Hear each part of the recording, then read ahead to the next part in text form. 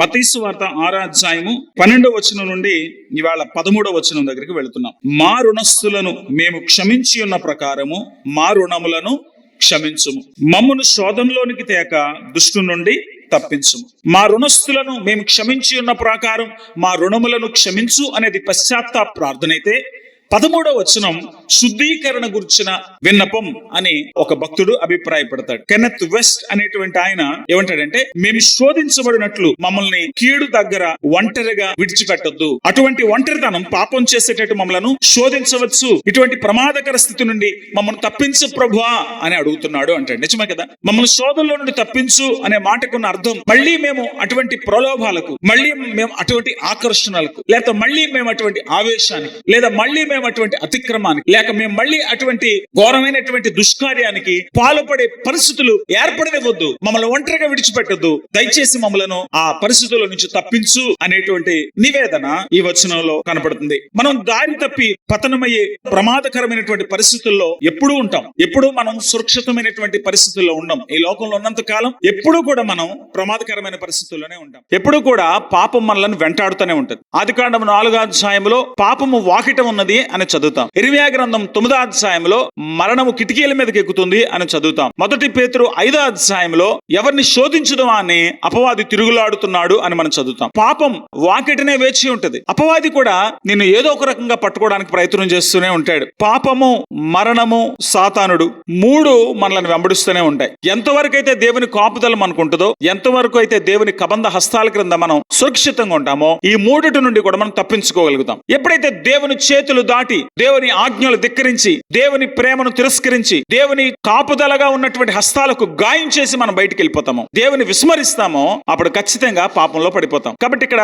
ఈ ప్రార్థనకున్న అర్థం ఏంటంటే, ఈ లోకంలో ఎప్పుడూ ప్రమాదకరమైన పరిస్థితులే ఉంటాయి. అయితే ఆ ప్రమాదకరమైనటువంటి పరిస్థితుల్లో నేను పడిపోకుండా, నేను జారిపోకుండా, ఆ పాపపు ఆకర్షణలో పడిపోకుండా, నేను నీ సన్నిధి నుండి దూరం అయిపోకుండా నన్ను గట్టిగా పట్టుకో ప్రభువా అనే ప్రార్థన ఈ వచనంలో కనపడుతుంది అంటారు జేసీ రైలీ అనేటువంటి ఒక గొప్ప దైవజనుడు. పరలోకమందును భూమి మీదను సర్వాధికారం నాకు ఇయ్యబడి ఉన్నదని యేసు ప్రభువారు మత్తయి సువార్త 28వ అధ్యాయం చివరి వచనాల్లో చెప్పాడు. కాబట్టి పరలోకమందును భూమి మీదను సర్వాధికారము కలిగిన ప్రభువా, అపవాదిని మీరు నియంత్రించి, అంధకార శక్తుల నుండి నన్ను తప్పించి, అపవిత్రమైన పాపంలో పడిపోకుండా నాపై కూడా మీ ఆధిపత్యం చలాయించండి, నా జీవితంపై మీ ఉద్దేశాలు నెరవేర్చండి, నాపై మీ ఆలోచనలు నెరవేర్చండి, నన్ను మీరు మీ స్వాధీనంలో ఉంచుకోండి అనే ప్రార్థన ఈ వచనాల్లో కనపడుతుంది. కొరింథీ 1వ పత్రిక 10వ అధ్యాయం 13వ వచనం, సాధారణంగా మనుషులకు కలుగు శోధన తప్ప మరి ఏది మీకు సంభవింపలేదు. దేవుడు నమ్మదగినటువంటి వాడు.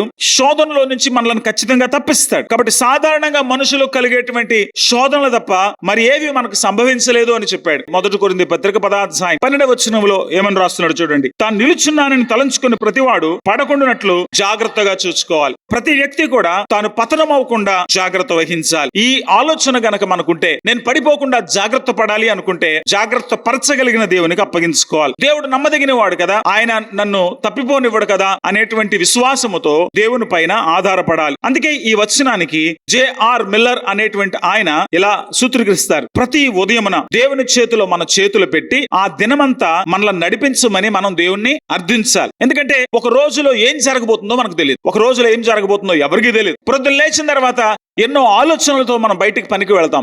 ఎన్నో ఆలోచనలతో పిల్లల్ని స్కూల్కి పంపిస్తాం. ఎన్నో ఆలోచనలతో మనం కూడా రకరకాల విహారయాత్రలకు వెళుతుంటాం. కానీ ఆ రోజున ఏం జరగబోతుందో మనకెవరికి తెలియదు. అందుకే రేపేమి సంభవించునో మీకు తెలియదు అని బైబిల్ చెప్తుంది. మనకు తెలియనప్పుడు తెలిసిన దేవునికి మనల్ని మనం అర్పించుకోవడం యుక్తమైనటువంటి పని. ప్రభువా, నన్ను ఈ శోధన నుండి తప్పించు ప్రభువా, రాబోతున్నటువంటి ఇబ్బందుల నుండి తప్పించు ప్రభువా, లేక పొంచి ఉన్న ప్రమాదం నుండి తప్పించు ప్రభువా, అంధకార శక్తుల నుంచి తప్పించు ప్రభువా, పాపము నుండి తప్పించు ప్రభువా, లోక ఆకర్షణ నుంచి తప్పించు ప్రభువా, నీకు దూరం అవ్వకుండా నన్ను రక్షించు ప్రభువా అని ఒక భక్తుడు ప్రార్థన చేయగలిగితే, 1 కొరింథీ 10:13 నమ్మదగినటువంటి వాడు.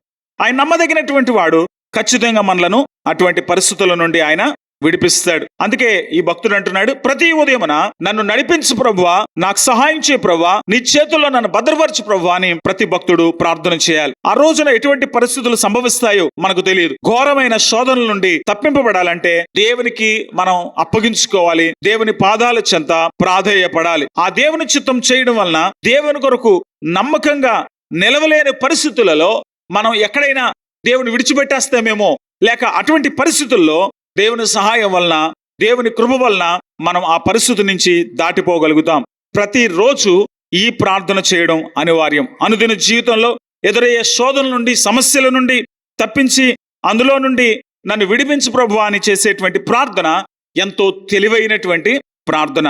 ఈ విన్నపం వలన నీ జీవితంలో సంభవింపబోతున్నటువంటి భయంకరమైనటువంటి పాపపు మోసం నుండి తప్పించగలిగినటువంటి శక్తిని, సామర్థ్యాన్ని దేవుడు నీ పైన ప్రదర్శిస్తాడు. లేక దేవుని సామర్థ్యం వలన అటువంటి పాపపు ఆకర్షణ నుంచి నువ్వు తప్పించబడతావు. కాబట్టి నువ్వు దేవుని పాదాల చెంత మోకరించి ఈ విధంగా ప్రార్థన చేయడం చాలా చాలా అవసరం. ఇక్కడ ఈ వచనాలన్నీ కూడా యేసు ప్రభు తన శిష్యులకు బోధిస్తున్నాడు. శిష్యులకు బోధిస్తున్నాడు అనంటే శిష్యులు ప్రతిరోజు దేవుని సహాయం కొరకు దేవుని పాదాల చెంత పడాలని ఆయన వారికి సూచిస్తున్నాడు. క్షమాపణలు పొందుకున్నటువంటి వ్యక్తి, శోధనలో ఆల్రెడీ పడ్డాం, సమస్యల్లో పడ్డాం, కాబట్టి ఇప్పుడు దానిలో నుంచి తప్పించుకోవాలనేటువంటి ఇంగిత జ్ఞానం మనకు ఉండాలి. మనంతట మనం నేను ఈ పని చేయగలను అని మనం బయలుదేరి, కొంతమంది వంటలో తమకు చేతకాని పని చేసి చేతులు కాల్చుకుంటారు. కొంతమంది తమకి బండి నడపడం రాదు, నేను నడిపేయగలను అనుకొని వెళ్లి మొదట్లోనే దేన్నో గుద్ది కాళ్ళు ఎరగొట్టుకుంటారు. అటువంటి పరిస్థితుల్లో పడినటువంటి వ్యక్తి ఇంక జీవితంలో మళ్ళీ ఆ పని చేయడు. ఎవరైనా సలహా అడుగుతాడు, ఎవరైనా సహాయం అడుగుతాడు, లేక తను తాను కాపాడుకోవడానికి అటువంటి ప్రయత్నాలు మానేస్తాడు. కాబట్టి శోధనలో నుంచి నన్ను తప్పించు ప్రభువా అని చేసే ప్రార్థన, నేను జాగ్రత్త పడాలి, నేను మళ్ళీ ఈ ప్రమాదంలో పడకూడదు అనేటువంటి జ్ఞానాన్ని, అటువంటి ఇంగితాన్ని ఒక వ్యక్తి కలిగి ఉన్నాడు అనేటువంటి విషయాన్ని మనకి తెలియచేస్తుంది. కాబట్టి మనము ఈ ప్రార్థన అలవర్చుకోవాలి. 141వ కీర్తన 4వ చరణంలో, పాపము చేయు వారితో కూడా నేను దుర్నీతి కార్యములలో చొరబడకుండునట్లు నా మనస్సు దుష్కార్యమునకు తిరగనీయకము.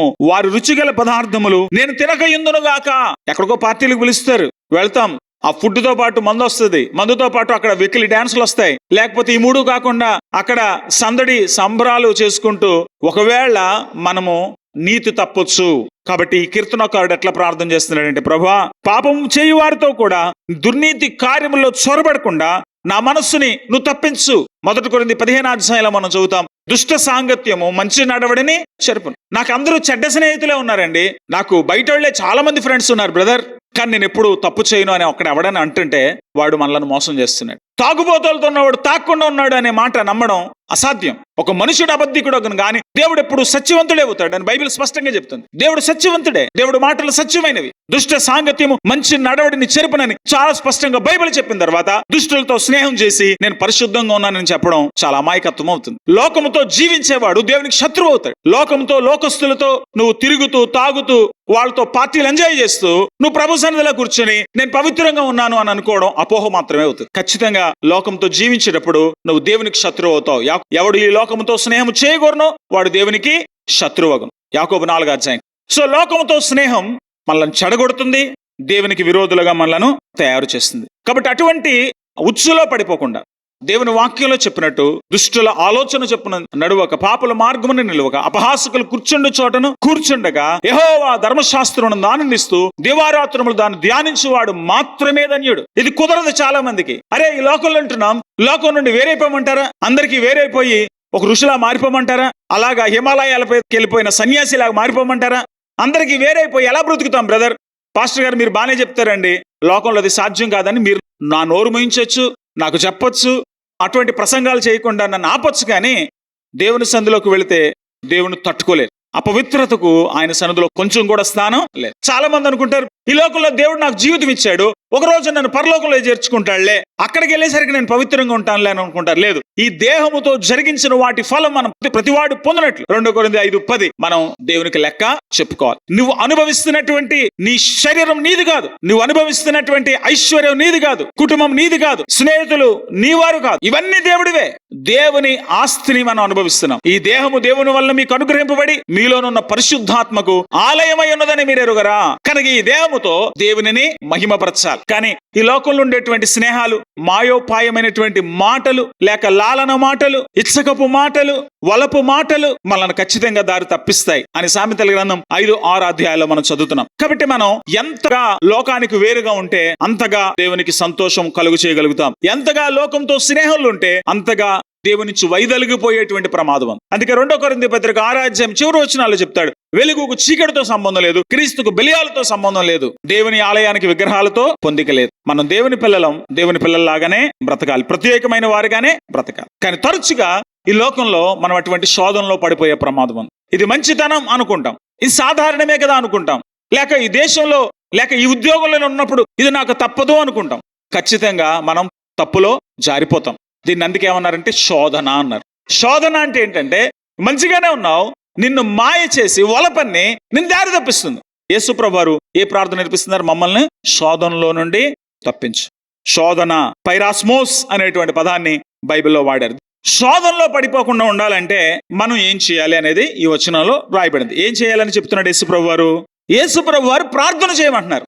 అంటే ప్రార్థన చేయని వ్యక్తి శోధనలో పడిపోతారు. మత్తయి సువార్త 26:41 మీరు శోధనలో ప్రవేశించుకున్నట్లు మెలకువగా ఉండి ప్రార్థన చేయండి. ఆత్మ సిద్ధమే గాని శరీరము బలహీనం. మీ ఆత్మ బానే ఉంటుంది, మీ ఆత్మకు దేవుడు కావాలి, మీ ఆత్మకు దేవుని సన్నిధి కావాలి, మీ ఆత్మకు పాటలు కావాలి, మీ ఆత్మకు ఆరాధన కావాలి. కానీ మీ శరీరానికి స్నేహితులు కావాలి, మీ శరీరానికి పార్టీలు కావాలి, రంగులు కావాలి, హంగులు కావాలి, రుచులు కావాలి, రకరకాల సంతోషాలు కావాలి. కాబట్టి శరీరం మిమ్మల్ని దారి తప్పిస్తుంది. శరీర ఆకర్షణలో పడి మీరు ఆ శోధనలో పడి పాపంలో పడిపోకుండా ఉండాలంటే మీరు ప్రార్థన చేయండి. అంటే ప్రార్థన చేయని వ్యక్తి శోధనలో పడిపోతాడు. సో శోధన తప్పించుకోవాలనుకుంటే యేసు ప్రభు వారు నేర్పిస్తున్న మొదటి సూత్రం ప్రార్థన చేయడం. 2 పేతురు 2వ అధ్యాయం 9-10 వచనాలు, భక్తులను శోధనలో నుండి తప్పించుటకు. ఆ వచనం మీరు చదువుకుంటూ వెళితే, దుర్నీతి పరులను, ముఖ్యంగా మలినమైన వారిని, దురాశ కలిగి శరీరానుసారంగా నడుచుకొనుచు ప్రభుత్వం నిరాకరించు శిక్షలో ఉంచబడిన వారిని తీర్పు దినం వరకు కావిలిలో ఉంచుటకు ప్రభువు సమర్థుడు అని అన్నారు. అంటే శోధనలో నుండి తప్పించడానికి ప్రభువారు సమర్థుడు. దేవుడు మాత్రమే సమర్థుడు, నువ్వు సమర్థుడు కాదు. ఎవరికి వారే శోధనలోంచి తప్పించుకోలేరు. సంసోను చాలా బలవంతుడు, కానీ అంత బలవంతుడు దెలీలా మాటల మాయలో పడిపోయాడు, తన బలాన్ని కోల్పోయాడు. ఇశ్రాయేలు విమోచించవలసిన వాడు వాళ్ళకి పిండి రుబ్బుతున్నాడు, కళ్ళు పోయినాయి, వాళ్ళ చేత అవహేళన గురయ్యాడు, ఆఖరికి వాళ్లతో పాటే మరణించాల్సిన దుస్థితికి వెళ్ళిపోయాడు. నీ బలం నేను రక్షించదు, నీ జ్ఞానం నేను రక్షించదు, నీ పౌరుషం నేను రక్షించదు, దేవుడు మాత్రమే నేను రక్షించగలడు. కాబట్టి శోధనలో నేను తప్పించబడాలంటే ఎలా తప్పించుకోవాలని స్కెచ్లు వేయకండి, ప్రభు సన్నిధిలో విరిగి నలిగిన హృదయంతో ప్రార్థన చేయండి. సో మొట్టమొదటిది ప్రార్థన నిన్ను శోధన నుంచి తప్పిస్తుంది. రెండవది దేవుని వాక్యంలో చూసినప్పుడు లూకాసు సువార్త 8వ అధ్యాయం 13వ వచనంలో యేసు ప్రభు వారు విత్తనాల గురించి మాట్లాడతాడు. ఒక ఆయన విత్తనాలు వేసుకుంటూ వెళుతున్నాడంట. కొన్ని మంచి నేలను పడ్డాయి, కొన్ని రాతి నేలను పడ్డాయి, కొన్ని ముండ్ల కంచెల మధ్యన పడ్డాయి, కొన్ని మంచి నేలను పడ్డాయి. ఇవన్నీ చెప్తూ రాతి నేలను పడిన విత్తనం గురించి మాట్లాడుతూ ఆయన ఇలా అంటున్నాడు, రాతి నేల నుండి వారెవరనగా వినున్నప్పుడు వాక్యమును సంతోషంతో అంగీకరించువారు, గాని వారికి వేరులేనందున కొంచెము కాలము నమ్మి శోధన కాలమున లొంగిపోవుదురు. రాతి నేలను విత్తబడినటువంటి వాళ్ళు ఎవరు అంటే, వాక్యం వినగానే అబ్బా దేవుడు ఎంత బాగా మాట్లాడాడు, అబ్బా ఎంత మంచి మాటలు ఇవాళ విన్నాం అనుకుంటారు. కానీ బయటికి వెళ్ళిన తర్వాత ఆ మాటల పైన వాళ్ళకి అంత శ్రద్ధ ఉండదు, ఆ వాక్యాన్ని ధ్యానించరు, ఆ వాక్యం ప్రకారంగా జీవించడానికి అనునిత్యం ప్రయత్నం చేయరు. కాబట్టి ఆ వాక్యం వాళ్ళ మెమరీలోంచి వెళ్ళిపోతుంది. మెల్లమెల్లగా వాళ్ళ జీవితంలోనికి పాపం చొరబడుతుంది. వాళ్ళు ఏదైనా శోధన రాగానే వెంటనే ఆ శోధనకు లొంగిపోతారు. వాక్యం వినేటప్పుడు సరిగ్గా వినాలి. దేవుని వాక్యమే నీకు లోతైన స్పృహను కలిగించి సామర్థ్యం కలిగిస్తుంది. దేవుని వాక్యానికి నిన్ను బలపరిచే శక్తి ఉంది, నిన్ను విడిపించే శక్తి ఉంది, నిన్ను ఉద్ధరించగల శక్తి ఉంది. కాబట్టి దేవుని వాక్యం చాలా జాగ్రత్తగా వినాలి. దేవుని వాక్యాన్ని ప్రేమించగలిగితే ఆ వాక్యం కొరకు ఉబలాట పడతారు, ఆ వాక్యం కొరకు ఆశపడతారు, ఆ వాక్యం హృదయంలో సమృద్ధిగా నింపుకుంటారు. వాక్యముని మీ హృదయంలో సమృద్ధిగా నివసింపనివ్వాలి. దేవుని వాక్యమే మీ జీవితంలో నిండిపోయినప్పుడు ఆ వాక్యం మిమ్మల్ని శోధనలో పడిపోకుండా మీకు తగిన ఆలోచనలు ఇచ్చి ప్రభు పాదాల చెంతకు మిమ్మల్ని తీసుకుని వెళ్తారు. మనందరినీ ప్రభావితం చేసేది ఆలోచనలే. కొంతమంది చెప్పే ఆలోచనలు ఎంత బాగుంటాయంటే, చిరుగుపోయిన ప్యాంట్ వేసుకుంటే కూడా ప్యాషన్ అనుకుంటారు. నీకు సూట్ అవ్వనటువంటి ఫుడ్ కూడా తింటే మంచిది అనుకుని తింటావు, ఆ తర్వాత వాంతులు చేసుకుంటావు. ఎట్లను కొంతమంది మాటలు ఎంత బలంగా పనిచేస్తాయంటే, కాకిలాగా నల్లగా ఉన్నవాడు కూడా నీకు అందంగా కనబడతాడు. ప్రియమైన దేవుని బిడ్డలారా, మాటలకు అంత శక్తి ఉంది. ఆ మాటలలో అంతటి ప్రలోభపరిచేటువంటి కెపాసిటీ ఉంటుంది. దాని నుంచి తప్పించబడాలంటే, మనుషుల మాయోపాయాల్లో పడకుండా ఉండాలంటే దేవుని వాక్యంతో మమేకమైనటువంటి ఆ అంతరంగం నీకు ఉండాలి, ఆ జ్ఞానం నీకు ఉండాలి. ఎందుకంటే దేవుని వాక్యము చీకటి గల చోటన వెలుగుచ్చు దీపము అని దేవుని వాక్యంలో మనం చదువుతున్నాం. ఆ వాక్యం నీ జీవితంలో ఉన్నప్పుడు ఏ మోసంలో ఏ మాయలో పడిపోకుండా నిన్ను నియంత్రిస్తుంది. అలాగే పరిశుద్ధాత్మ దేవుడు యోహాను సువార్త 16వ అధ్యాయం ప్రకారంగా ఆ వాక్యాన్ని ఆయన వాడుకొని నిన్ను సర్వసత్యములోనికి నడిపించగలుగుతాడు. మొట్టమొదటిది ప్రార్థన చేసేవారు, రెండవది వాక్యం పట్ల అవగాహన కలిగిన వారు మాత్రమే శోధన నుంచి తప్పించుకోగలుగుతారు. మూడవది లోకాన్ని ప్రేమించే వాళ్ళు శోధనలో పడిపోతారు. 1 తిమోతి 6:9 ధనవంతులకు అపేక్షించేవారు శోధనలోను ఊరిలోను అవివేక యుక్తములకు హానికరములైన అనేక దురాశల్లోనూ పడుదురు, అట్టివి మనుష్యులను నష్టములోను నాశనములోను ముంచివేయును అని వాక్యంలో చూస్తున్నాం. ధనాపేక్ష సమస్త కీడులకు మూలం. ఎవరైతే ధనాన్ని ప్రేమిస్తారో, లోకాన్ని ప్రేమించేవాడు ధనాన్ని ప్రేమిస్తాడు. ఎందుకంటే లోకాన్ని చూసినప్పుడు అబ్బే వాళ్ళకున్న ఇల్లు నాకు ఉండాలి, వీళ్ళకుండే బట్టలు నాకు ఉండాలి, వీళ్ళకుండే భోజనం తినాలి, లేకపోతే ఇటువంటి కాస్మెటిక్స్ నా ముఖానికి రాసుకుంటే ఎంత అందంగా ఉంటానని వాళ్ళని చూసుకొని వీళ్ళని చూసుకొని పులిని చూసి నక్క వాతలు వేసుకున్నట్టు మనం ఆ మాయోపాయాల్లో పడిపోతాం. కాబట్టి ధనవంతులకు అతురుపడి వారు శోధనలో పడిపోతారని వాక్యం సెలవిస్తుంది. ధనాన్ని కాదు, దేవుని ప్రేమించేవాడు ఎప్పటికీ శోధనలో పడలేడు. అందుకే ధనాపేక్ష అను విగ్రహారాధన అని కొలసి పత్రిక 3 మనం చదువుతాం. ధనాపేక్షను చంపేయాలి. ధనాపేక్ష మనకి అందరికి ఉండకపోవచ్చు. అన్న నేను డబ్బును ప్రేమించటం లేదు అని మీరు చెప్పొచ్చు, కానీ లోకాన్ని ప్రేమిస్తున్నారు కదా. లోకం ప్రేమిస్తున్నారు గనక ఎంత సంపాదించినా ఇవాళ సరిపోవటం లేదు. సుఖాలు వెనకాల పరిగెడుతున్నాం. ఒక సుఖం వెనకాల ఇంకో సుఖం, ఇంకో సుఖం వెనకాల ఇంకో సుఖం. లోకమును దాని ఆశయు గతించిపోతున్నాయి. వాటి వెనకాల పడినటువంటి వాడు శోధనలోనే పడిపోతాడు. అవన్నీ పీడిస్తూ ఉంటాయి. ఇది కొనుక్కోవాలి, ఇది కొనుక్కోవాలి, ఇది తినాలి, ఎక్కడికి వెళ్ళాలి, ఇది చూడాలి, వీళ్ళతో నేను ఈ స్థాయిలో బ్రతకాలి అనే ఆలోచన నిన్ను దారి తప్పిస్తుంది. ఎంత గొప్ప బతుకు బతికినా అదే మట్టిలోకి వెళ్ళాలి, ఎంత తక్కువ బతుకు బతికినా అదే మట్టిలోకి వెళ్ళాలి. ఏది మనం కూడా పట్టుకెళ్ళాం. నేను భేదాల్లో ఉండమని వాక్యం చెప్పటం లేదు, కానీ లోక మాయలో పడొద్దని మాత్రమే చెప్తున్నాను. ఈ వాక్యాన్ని మీరు చాలా జాగ్రత్తగా అర్థం చేసుకోవాలి, అపార్థం చేసుకోకూడదు. లోకపు ఆకర్షణలో పడకూడదు. దేవుని సన్నిధి కంటే అవి మన జీవితాలు ఎక్కువ కాకూడదు. శోధనలో నుంచి తప్పించమనే ప్రార్థన, వాక్యంలో అవగాహన, ధనాన్ని కాదు దేవుని ప్రేమించేటువంటి తత్వం నేను శోధన నుండి తప్పిస్తుంది. మరొక మాట 4వదిగా పాప భ్రమలో పడి మూర్ఖులైపోయిన వారు కూడా శోధనలో పడిపోతారు. హెబ్రీ పత్రిక 3:8 మీరు చదివినప్పుడు, నేడు మీరు ఆయన శబ్దం విని నేడల శోధన దినమందు కోపం పుట్టించినప్పటి వలె మీ హృదయములను కఠినపరచకొనకుడి అని చెప్పాడు. ఎందుకంటే హృదయ కాఠిన్యం, నాకు తెలుసు నువ్వు చెప్పేదేంటి, నేనేమి ఈ మాయలో పట్టం లేదు అని ఎవరైతే మొరటు తత్వాన్ని ప్రదర్శిస్తారో వాళ్ళు మోసయుక్తమైన పాపంలో పడిపోతారు. ఇశ్రాయేలీయులు కనాను దేశపు యాత్రలో అటువంటి మూర్ఖత్వాన్ని అగబరిచి వాళ్ళు పాపంలో పడి దేవుడిచ్చేటువంటి నిత్య విశ్రాంతిని కోల్పోయారు. పాలుతేనెలు ప్రవహించే దేశంలో ప్రవేశాన్ని కోల్పోయారు. కాబట్టి మన జీవితాల్లో ఈ కఠినత్వం వస్తుందా, మూర్ఖత్వం వస్తుందా? దేవుని వాక్యంలో లేక దైవజనుడు లేక ఎవరైనా ఏదైనా దేవుని బిడ్డలు చెప్పిన మాట నువ్వు మాకు చెప్పక్కర్లేదు అనే స్థితిలోకి మనం వెళుతున్నామా? కఠినత్వం నేను శోధనలోకి తీసుకువెళ్తాడు. చెప్పిన మాట విననటువంటి వాడు మోసంలో పడిపోతాడు. కాబట్టి ప్రార్థనా పరులమే ఉండాలి, వాక్యంతో హృదయాన్ని నింపుకోవాలి, ధనాపేక్ష దరి చేరకుండా జాగ్రత్త పడాలి, కఠినలం అయిపోకుండా ఒకరినొకళ్ళు సరి చేసుకుంటూ మనం ముందుకు సాగిపోవాలి. వీటన్నిటితో పాటు మరొక అనివార్యమైన లక్షణం ఉంది. అది యాకోబు పత్రిక 1:2-4 చదువుతాము. నా సహోదరులారా, మీ విశ్వాసమును కలుగు పరీక్ష ఓర్పును పుట్టించి నేను ఎరిగి మీరు నానా విధములైన శోధనలో పడినప్పుడు అది మహదానందమని ఎంచుకొనండి. నానా విధమైన శోధనల్లో నువ్వు నిలవాలి అనుకుంటే నీకు ఓర్పు కావాలి. అందుకే తర్వాత వచనంలో చెప్తాడు, 4వ వచనం, మీరు సంపూర్ణులు అనునాంగులు ఏ విషయంలో కొదువులేని వారునై ఉండినట్లు ఓర్పు తన క్రియను కొనసాగింపనీయుడి. విశ్వాసం లేనోడు ఓర్పు ఉండదు. ప్రార్థన చేశాను, దేవుడు నాకు ఇస్తాడని నమ్మకం లేక సారా తన భర్తని హాగరుతో సంసారం చేసేటట్టు ప్రేరేపించింది. ఇప్పుడు ప్రపంచానికే హానికరమైన ఇష్మాయేలు తెగ పుట్టింది. బైబిల్ కాలంలోనే కాదు, నేడు కూడా తొందరపాటు, ఓర్చుకోలేకపోవడం, ఆగలేకపోవడం మనలో అనేక సమస్యలకు కారణమవుతుంది. ఆగలేక, ఓపిక పట్టలేక, ఇచ్చేవారికి ఎదురు చూడలేక కంగారు పడే వాళ్ళ జీవితంలో తొందరపాటు చర్యలు చేస్తారు. ఒక అబ్బాయితో వెళ్ళిపోతారు, ఒక అమ్మాయితో వెళ్ళిపోతారు, ఆ తర్వాత వాళ్ళతో తన్నించుకుని ఆ తర్వాత ఏడుస్తూ వెనక్కి వస్తారు. దేవుడిపై ఆధారపడితే దేవుడు నాకు మంచి వ్యక్తిని ఇస్తాడు, నాకు మంచి భర్తనిస్తాడు, నాకు మంచి భార్యని ఇస్తాడు అనుకున్న వాళ్ళు వీళ్ళు తొందరపడరు. 14 ఏళ్ళు 16 ఏళ్ళకే లవ్వనే కొవ్వెందుకు పడుతుందంటే తొందరపాటు. ఓర్చుకోలేరు, ఆగలేరు వయసు వచ్చేవారు. చాలా జీవితాల్లో తొందరపాటు ఎన్నో అప్పులకు కారణమై ఆ అప్పులకు తాళలేక వాళ్ళ ప్రాణాలే వాళ్ళు తీసుకునేటట్టు కారణం అవుతుంది. ఓర్పు లేకపోతే శోధనలో పడిపోతావు. ఓర్చుకోవాలి, ఓపిక పట్టాలి. దేవుడే ఓపికనిస్తాడు. ఓర్పు కలిగించేవాడు ఎవరు అంటే దేవుడే అనే మాట మనం చూస్తున్నాం. ఓర్పు కలిగిన వాళ్ళగా ఉండడానికి ప్రయత్నం చేయాలి. ప్రకటన గ్రంథం 3:7-10 ఫిలదెల్ఫియా సంఘాన్ని దేవుడు ప్రశంసిస్తాడు. నీలో ఎంతో ఓర్పు ఉంది. 10వ వచనం, నీవు నా ఓర్పు విషయమైన వాక్యమును గైకొంటివి కనుక భూనివాసులను శోధించుటకు లోకమంతటికి రాబోతున్న శోధన కాలములో నేను తప్పిస్తాను. దేవునితో మన సంబంధం బలీగా ఉన్నప్పుడు మన శోధనలో పడలేం. దేవుని పట్ల మనకు నమ్మకం ఉన్నప్పుడు మన శోధనలో పడలేం. దేవుని చిత్తాన్ని మాత్రమే చేస్తున్నప్పుడు మన శోధనలో పడలేం. నువ్వు శోధనలో పడుతున్నావంటే దేవునితో సంబంధం తెగిపోయి ఉండొచ్చు, దేవుని పట్ల నీకు నమ్మకం కోల్పోయి ఉండొచ్చు, లేక దేవుని చిత్తం నుండి నువ్వు వైదొలగి ఉండొచ్చు. ప్రార్థనా పరులమై వాక్యానికి మన జీవితంలో స్థానం ఇచ్చి ధనాపేక్షలో పడిపోకుండా మనల్ని మనం కాపాడుకుంటూ పాప భ్రమలో పడిపోకుండా కఠినలమై మూర్ఖులమై తిరుగుబాటు ధోరణి రాకుండా ఓర్పుతో నిలబడగలిగిన వ్యక్తులుగా మనం ముందుకు సాగాలి. దేవుడే మనకు సహాయం చేయాలి. దేవుడు మనకు తప్పనిసరిగా సహాయం చేస్తాడు. దేవుడు తనపై ఆనుకున్న వారిని విడిచిపెట్టడు. భక్తులను ఆయన శోధనలో నుండి తప్పిస్తాడని బైబిల్ స్పష్టంగా చెప్తుంది.